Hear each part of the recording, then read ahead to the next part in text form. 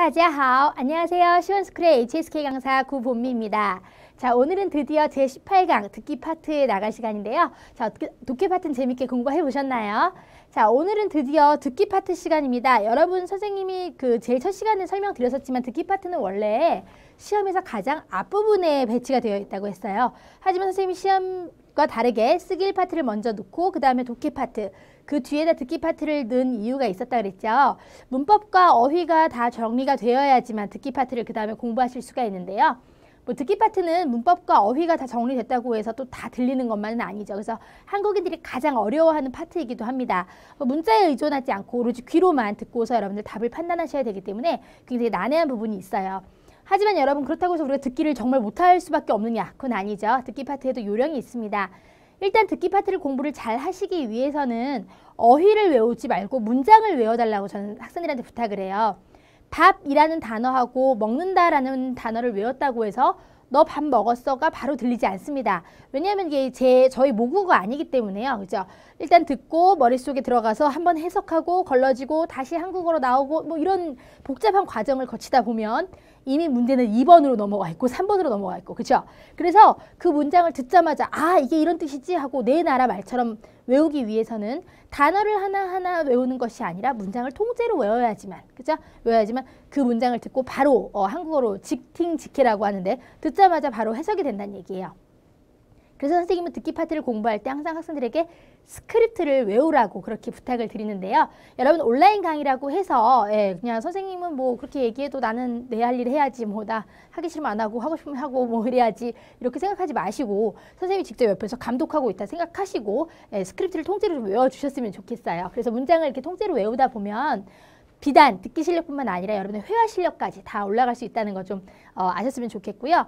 두 번째로는 그냥 문장을 외우는 건 별로 그렇게 의미 있지 않습니다.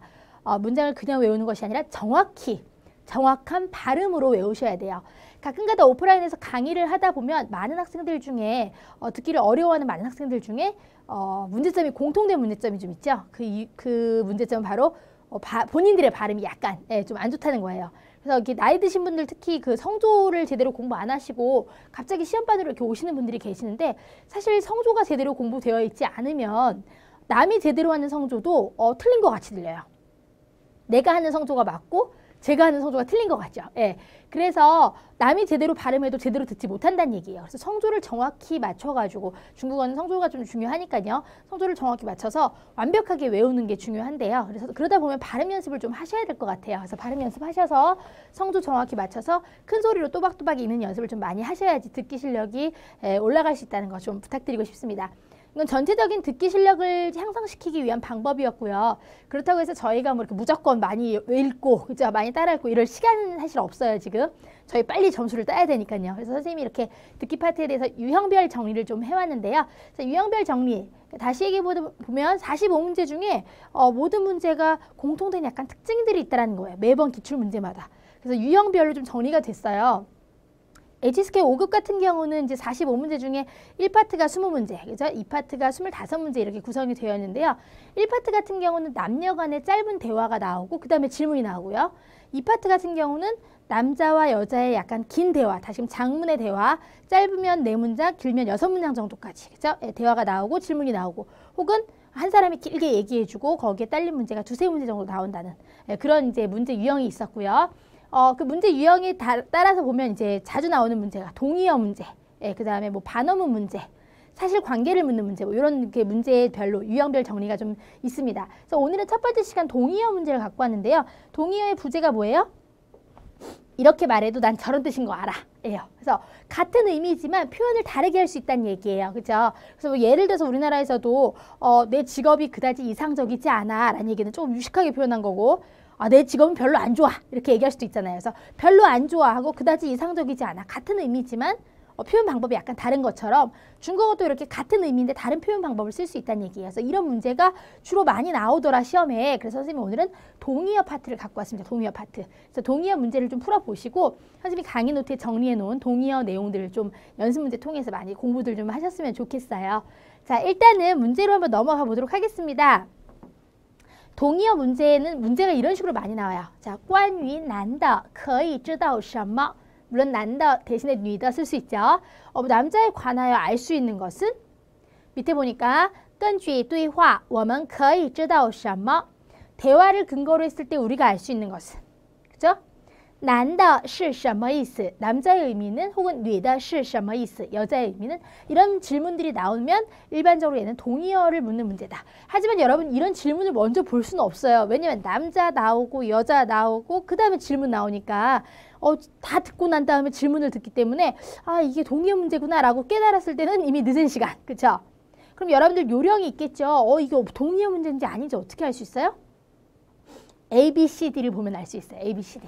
선택 문항을 보시면 뭐 장소 문제라든가 관계 문제, 시간 문제, 직업 문제 이런 것들은 명사형으로 많이 이루어져 있어요. 예를 들면 뭐 식당, 그죠? 뭐 도서관, 우체국, 그죠? 슈퍼마켓 이렇게 나와 있으면 이건 분명히 장소 문제일 거고요. 그죠? 선생님, 학생, 그죠? 그 다음에 뭐 촬영기사, 뭐 이런 말들이 나와 있으면 이건 분명히 직업 문제일 거예요. 그죠? 이렇게 딱 A, B, C, D를 보면 명사형으로 딱딱딱딱 떨어지는 것들이 있죠. 그런 거는 뭐 장소 문제, 직업 문제, 관계 문제 이런 것들일 거고 이렇게 전 선생님이 동의어 문제를 묻는 걸 보면 A, B, C, D를 살펴보면 아시겠지만 대부분이 뭐예요?